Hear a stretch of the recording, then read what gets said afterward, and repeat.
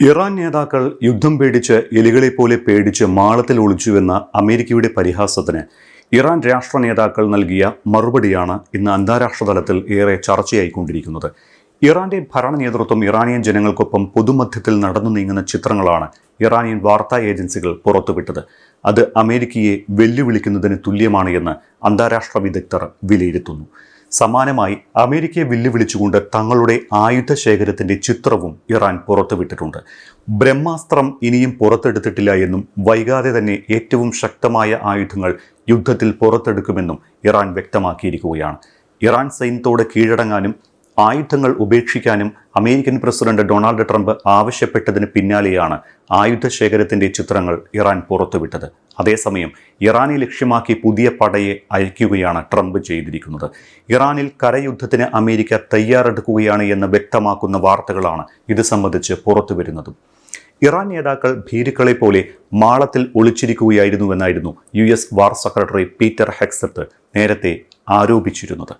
ബങ്കറുകളിൽ നിന്ന് പുറത്തിറങ്ങാൻ ഇറാന്റെ നേതാക്കൾക്ക് ഭയമാണ് എന്നും ഹെക്സത്ത് ആരോപിച്ചിരുന്നു.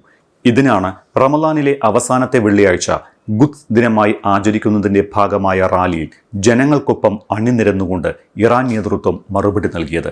ഇറാൻ പ്രസിഡന്റ് മസൂദ് പെസഷ്കിയാൻ, വിദേശകാര്യമന്ത്രി അബ്ബാസ് അരാക്ചി, ദേശീയ സുരക്ഷാ സമിതി മേധാവി അലി ലാരിജാനി എന്നിവർ സൈനിക തലവന്മാർക്കൊപ്പം ടെഹ്റാൻ പട്ടണത്തിലൂടെ നടന്നു നീങ്ങുന്നതിന്റെ ദൃശ്യങ്ങളാണ് പുറത്തുവന്നത്.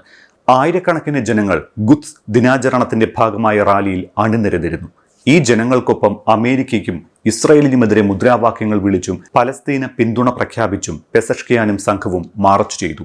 ഒപ്പം അമേരിക്കയെ പരിഹസിച്ച് ഒരു പ്രസ്താവനയും അലി ലാരിജാനി നടത്തി. മിസ്റ്റർ ഹെക്സത്ത്, ഞങ്ങളുടെ നേതാക്കൾ എല്ലായ്പ്പോഴും ഇപ്പോഴും ജനങ്ങൾക്ക് നടുവിൽ തന്നെയാണ്. പക്ഷേ നിങ്ങളുടെ നേതാക്കളോ? അവർ എപ്സ്റ്റെയിൻ ദ്വീപിലാണ് എന്ന് പരിഹസിക്കുകയാണ് ലാരിജാനി ചെയ്തത്. ജനങ്ങളുമായി സംസാരിച്ച് നടന്നു നീങ്ങുന്നതിൻ്റെയും മാധ്യമങ്ങളോട് സംസാരിക്കുന്നതിൻ്റെയും വീഡിയോ അടക്കം ലാരിജാനി പുറത്തുവിടുകയുണ്ടായി. ഒപ്പം ഇറാന്റെ ജുഡീഷ്യറി തലവനായ ഗുലാം ഹുസൈൻ മൊഹ്സാനി ഇജയും മാധ്യമങ്ങളോട് സംസാരിക്കുന്ന ദൃശ്യങ്ങൾ പുറത്തുവിട്ടു. തൊട്ടടുത്ത് മിസൈൽ ആക്രമണം ഉണ്ടായിട്ടും അതിലൊന്നും ഭയക്കാതെ അവിടെ നിന്ന് പിൻവാങ്ങാതെയായിരുന്നു അദ്ദേഹം മാധ്യമങ്ങളോട് സംസാരിച്ചത്. നിലവിൽ ഇറാന്റെ ഭരണ ചുമതലയിൽ നിർണായക പങ്കുവഹിക്കുന്ന 3 പേരിൽ ഒരാൾ കൂടിയാണ് മൊഹ്സാനി എന്നതും ശ്രദ്ധേയമാണ്. പക്ഷേ ഈ സമയങ്ങളിൽ ഒന്നും ഇറാൻ പരമോന്നത നേതാവ് മുജ്തബ ഖമനേയി പൊതു ഇടത്തിലൊന്നും പ്രത്യക്ഷപ്പെട്ടിട്ടില്ല എന്നതും ശ്രദ്ധേയം. പരിക്കേറ്റ ചികിത്സയിൽ തുടരുകയാണ് മുജ്തബ എന്ന് ഇറാൻ തന്നെ സ്ഥിരീകരിച്ചിട്ടുണ്ട്. എന്നാൽ മുജ്തബയ്ക്ക് സാരമായ പരിക്കേറ്റുവെന്നും അംഗവൈകല്യം സംഭവിച്ചു എന്നുമാണ് കരുതുന്നത് എന്നാണ് US വാർ സെക്രട്ടറി പീറ്റ് ഹെക്സത്തിന്റെ പ്രതികരണം. ഇക്കാര്യം ഇറാൻ നിഷേധിക്കുന്നുണ്ട്. അതേസമയം ഇറാന്റെ പരമോന്നത നേതാവ് മുജ്തബ ഖമനിയെയും മുതിർന്ന ഉദ്യോഗസ്ഥരെയും കുറിച്ച് വിവരങ്ങൾ കൈമാറുന്നവർക്ക് അമേരിക്ക വൻതുക പാരിതോഷികം പ്രഖ്യാപിച്ചിരിക്കുകയാണ്. മുജ്തബയടക്കം മുതിർന്ന ഇറാനിയൻ സൈനിക രഹസ്യാന്വേഷണ ഉദ്യോഗസ്ഥരെ കുറിച്ചുള്ള വിവരങ്ങൾ നൽകുന്നവർക്ക് $10 ദശലക്ഷം അമേരിക്കൻ വാഗ്ദാനം. ഇന്ത്യൻ രൂപയിൽ കണക്ക് കൂട്ടിയാൽ ഇത് ഏകദേശം 92 കോടി രൂപയ്ക്ക് മുകളിൽ വരും. അഥവാ 92,60,48,500 രൂപയോളമാണ് ഈ തുക. ഇറാന്റെ സൈന്യമായ ഇസ്ലാമിക് റവല്യൂഷണറി ഗാർഡ് കോപ്സുമായി ബന്ധപ്പെട്ട 10 ഉദ്യോഗസ്ഥരെയാണ് വൻ പ്രതിഫല വാഗ്ദാനത്തിലൂടെ അമേരിക്ക ലക്ഷ്യമിടുന്നത്.